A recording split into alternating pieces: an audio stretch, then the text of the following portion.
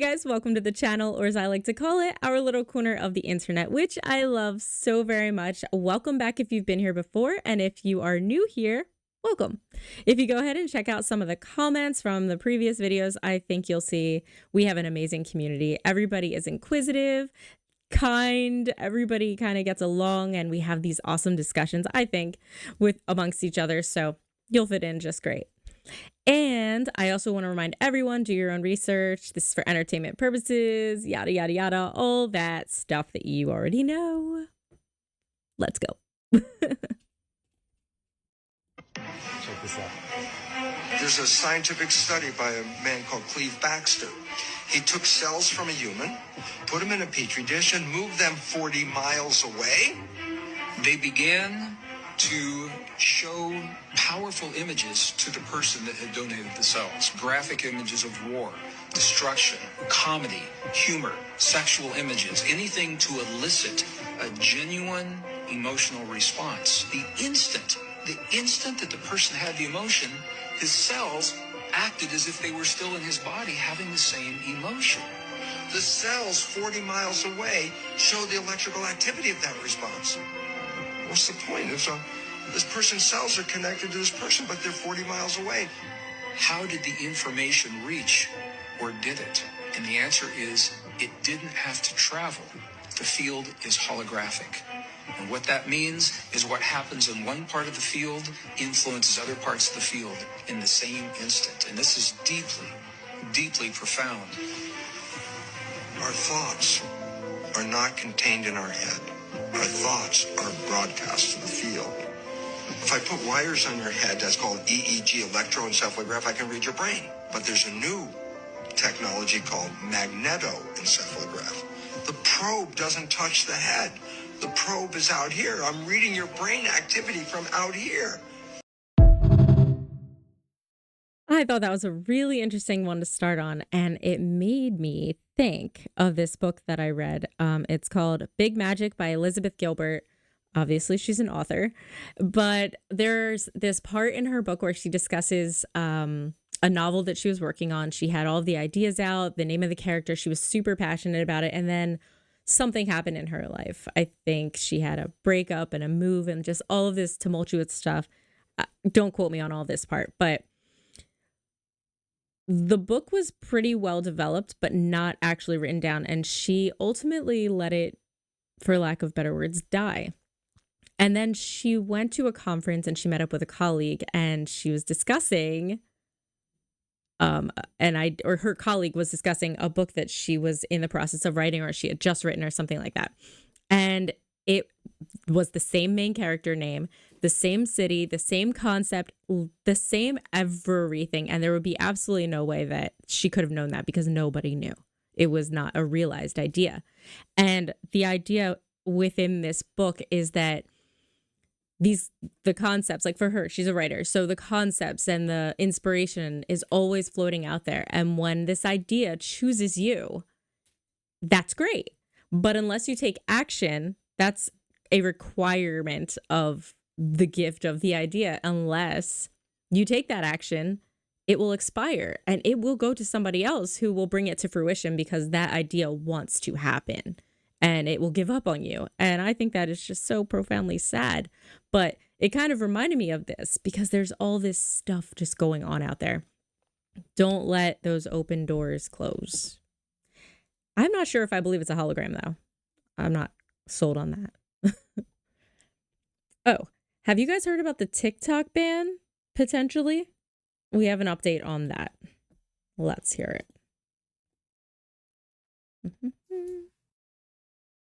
All right. Breaking news, TikTok actually will proceed to be banned. So apparently this happened today, the federal court appeals on the panel Friday unanimously upheld a law that could lead a ban on TikTok in a few short months. But TikTok is not the only thing that they're actually going after. They're going after TikTok and its parent company, ByteDance, which is CapCut.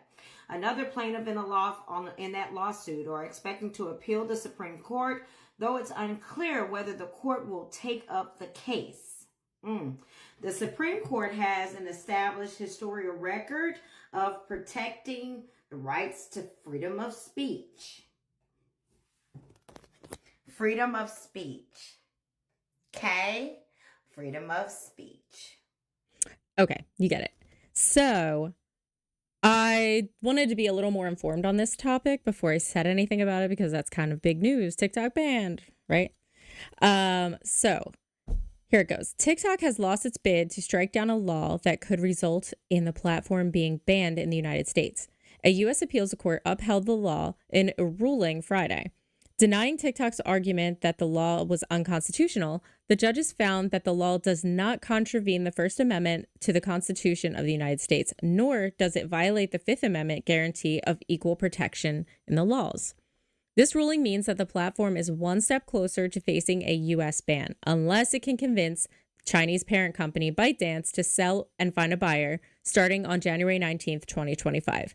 After the deadline, U.S. app stores and internet services could face hefty fines for hosting TikTok if it's not sold. Under the legislation, Biden may issue a one-time extension of the deadline. Obviously, the administration is in a different place than it was initially when it signed this bill back in April, which requires the platform to be sold to a new non-Chinese owner or be banned in the United States, following years of concern on Capitol Hill that ByteDance poses a national security risk. And if you recall, a couple of years ago, I believe there was a giant warehouse of, it was basically like a hub of information, trying to get information from Americans through the app of TikTok. So they believe that it poses a national security risk. In particular, lawmakers are worried that ByteDance could share user data with Chinese government for surveillance, or that the Chinese government could force the company to TikTok's algorithm to spread propaganda. So with that being said, I do peruse TikTok from time to time to look for content, which is where I found this. But it is not my favorite source. I think that it has gone down a bad path. It kind of started out weird, went okay, and then went really in the bad direction. Everything that I see on there is negative. Whenever you search for something, it's very difficult to find. I saw an example of it seems to be widespread. Some woman searched for Christmas ornaments and she posted that anything related to that came up, and it was just bizarre. And I'm going to show you right now why I have a problem with TikTok.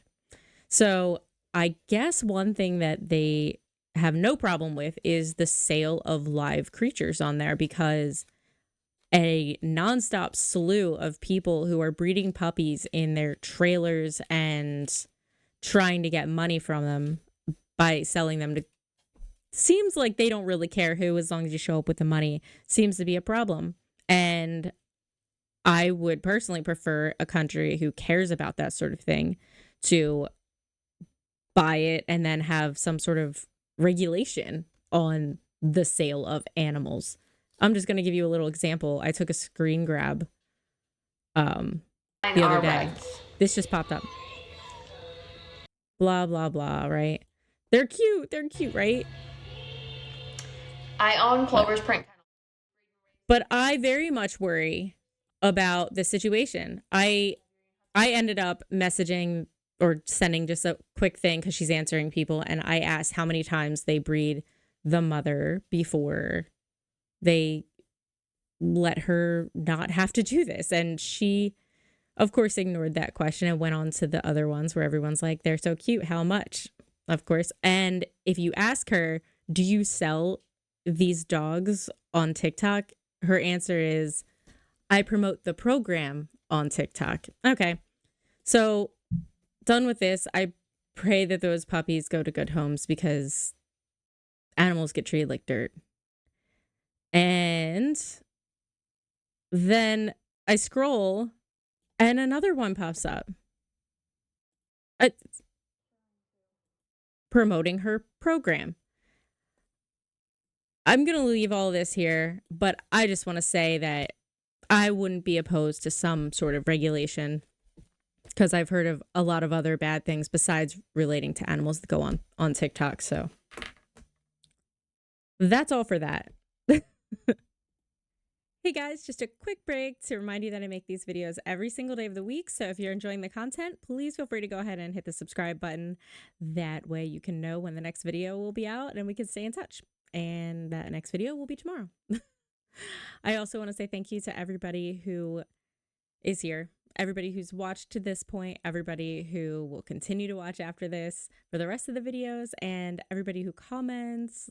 I mean, I am just overwhelmed with positivity and joy, and I try to get back to everybody. And if I don't get back to you quickly, I apologize. I do go through when I can, but I immensely adore you all. This is the best community on the internet.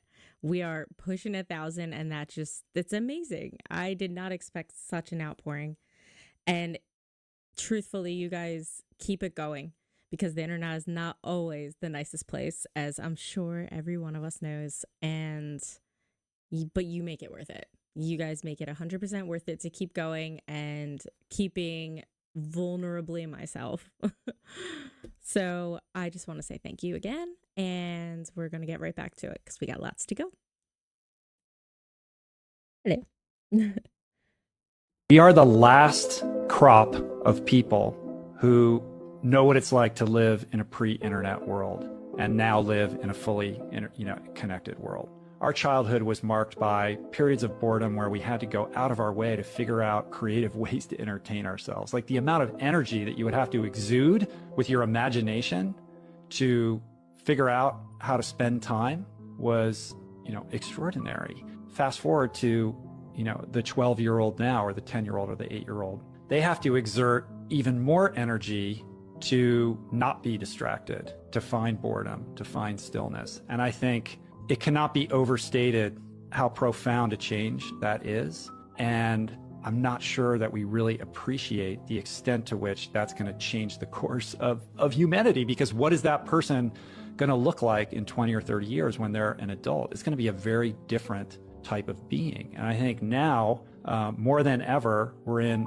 a crisis of presence, in that we never have to be by ourselves ever again, ever. You have to go out of your way to find a moment of stillness. And who was it who said, all of man's suffering can be boiled down to his inability to spend, time alone with himself? I especially agree with that last part. It does seem like people have to have stimulation at all times. I am guilty of that too. While I'm cleaning, I'll put on a video or something in the background. Usually some show that I've seen 1,000 times. I just need something in the background.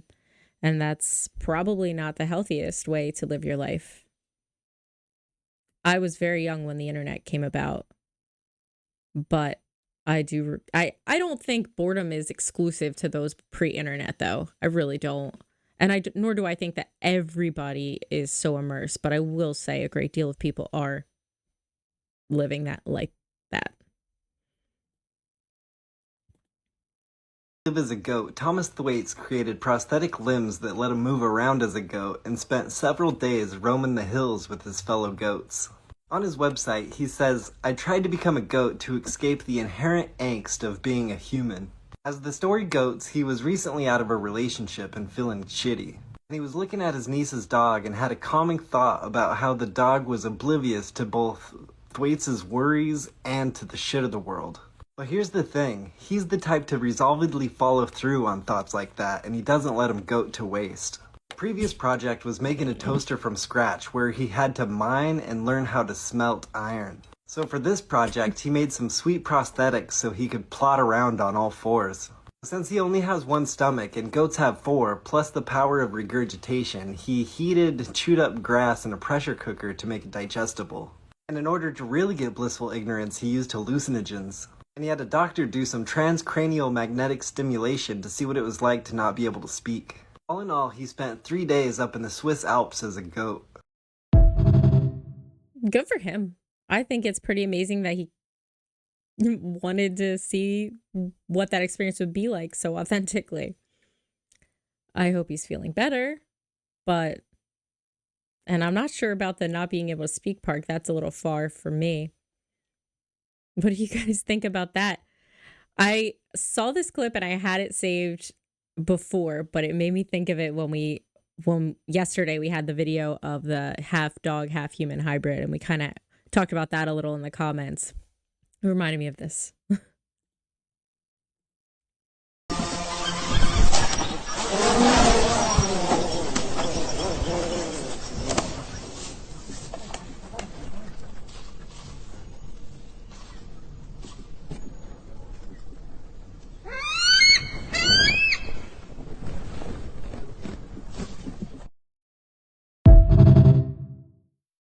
That is impressive. I hope they're really nice to those eagles.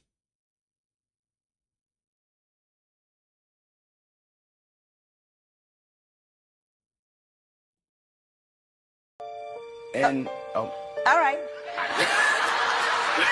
Yo, Ella, we go so far back. You don't tell these people how far back we go. I know, but I wear T-shirts. I don't know what that means. Anyway, all right. Let's.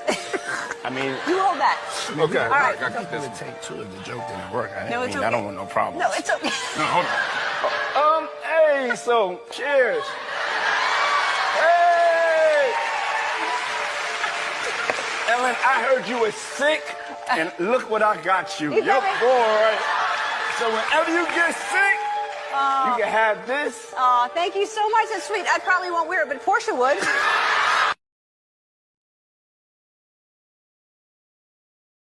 Interesting. That came across, and I really didn't want to put any Hollywood stuff in here, but right? Mentioning the tapes and then redoing, telling everybody to cheer like the segment's just starting so they can cut that out. Interesting. Oh my God, please God. Please God. Oh my God. Oh my God, please leave the horses there. Please God, please. Look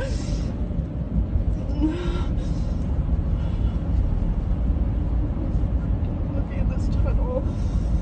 Oh my God. Oh my God. Oh my God.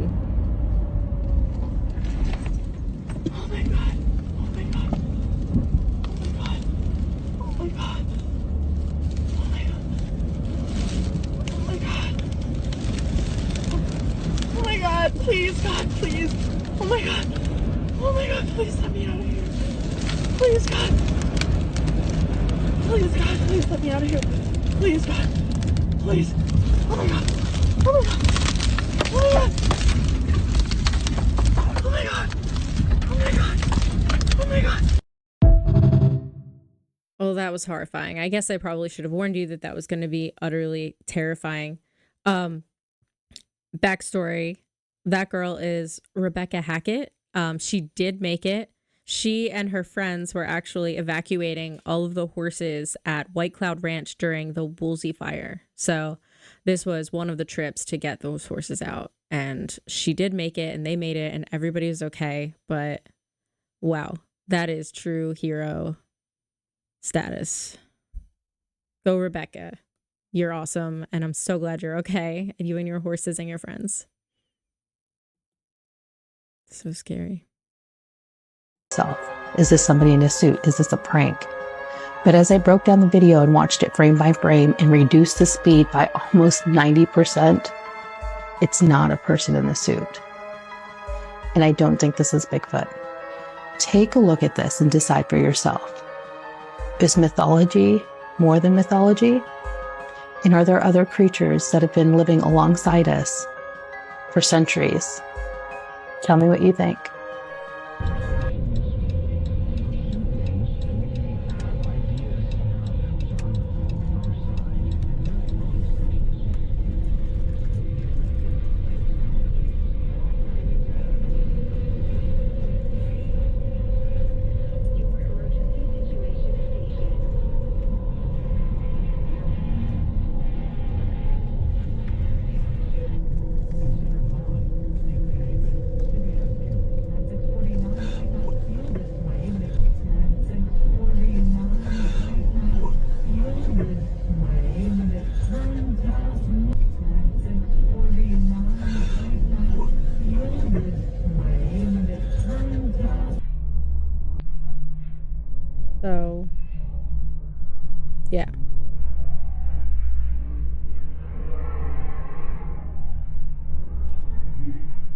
That's as big as I can.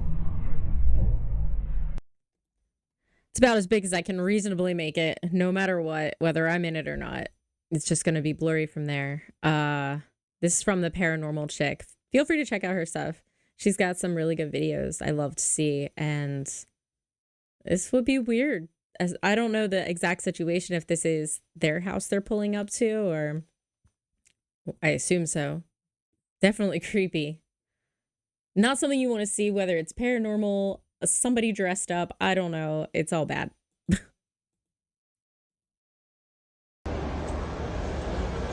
See all them news helicopters earlier? What happened? One of the sea turtles got loose from the Philadelphia Zoo. Oh, really? Attacked 2 kids that was on a school trip. Bit one of their freaking heads off. A little toddler. I just was talking to Don Pollock on the news right now. Are you serious? Yes. I was on the phone with Don Pollock. So the kid was killed? The kid was decapitated by a sea turtle at the zoo, okay? I just got off the phone with Action 6. Oh, my God. Yeah. I'm on hold with Don Pollock right now. You know Don Pollock from Action? Yeah, that's sure. That's my godfather. Okay? I love him. Well, he's my godfather, and I was the first one to hear this bad news. Oh, my God. And somehow to hear this bad news. Oh, my God. And somehow the thing got on. How the hell did the sea turtle get... I don't know how it got loose, but listen to this shit. It ended up on the Schuylkill Expressway. It made its way up there. It started... Before it got to the kid? After it chopped the kid's head, bit the kid's head off, it got on the Schuylkill Expressway, and they said it was attacking cars and biting their tires off. Oh, my God. Insane. So I don't know if you got a dog, but they say that's its favorite snack, so keep your dog away, all right? Unbelievable. Unreal. You can't do nothing in this world no more. You can't do... Oh, my God. It's crazy. You can't have nothing nice, and you can't have no pets that are going to be attacked by sea turtles. For crying out loud. What was the kid doing close to the sea turtle? They were on a school trip. They was inside. So just for reference, from the Philadelphia Zoo, the Schuylkill Expressway. Now, I don't know at what point this direction is stating, but it's like a 5-minute hike for a sea turtle. My point of putting this whole thing in here is obviously that story is not true in any way, shape, or form. This guy just went up to a stranger and started talking. This was just part of my little way of reminding you to question everything. Don't just believe what people tell you. Just don't. I mean, obviously there's something to believe. I'm not saying don't believe anything. Someone says they love you, you know, you can believe that or something, you know, but just don't believe everything. Do your own research. If someone ever tells you that a sea turtle escaped the zoo, hunted down children, ate their heads off, wants to eat your dog, and ended up on the expressway eating tires, it's okay to question that. Think for yourself. So with that being said, that nice little reminder, I have a cute little happy video for you, and it involves crows for anybody else who loves crows. I know there are a few of us out there. All right. Oops. They could spend hours just playing. Russell is a wild bird. He's not around all the time, but when Otto is outside, he will never leave Otto's side. When we go inside, he will sit outside the window because he wants Otto to go outside with him. When I pick up Otto from kindergarten, Russell will sit on our roof and make sure that Otto is home. Even though Russell and Otto are really great friends, I never leave them unsupervised. Russell would only allow Otto to pet him. Whenever I tried, he would leave. They have a special bond. A special bond, I'll say. There's definitely something kindred there, and I thought that was beautiful to share with you guys. That is all I have for you guys today. I hope that you enjoyed this. I know it got a little newsy there, but I thought this was some stuff that we should all be up to date, at least a little, if not very in depth. At least we know what's going on.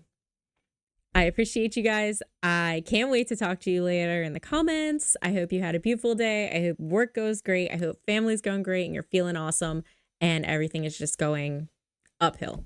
That's what I hope for all of you guys. Pure happiness.